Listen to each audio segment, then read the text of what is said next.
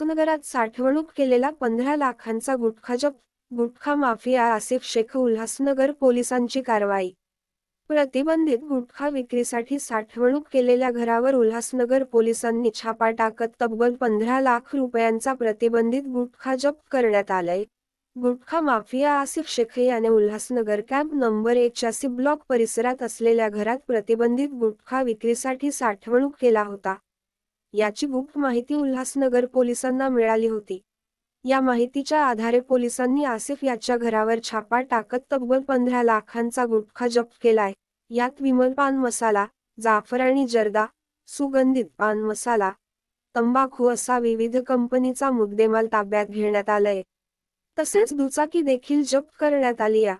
दरम्यान सदरचा गुटखा कोणाकडून विक्रीसाठी आणण्यात आला होता, याचा अधिक तपास आता पोलीस करत आहेत.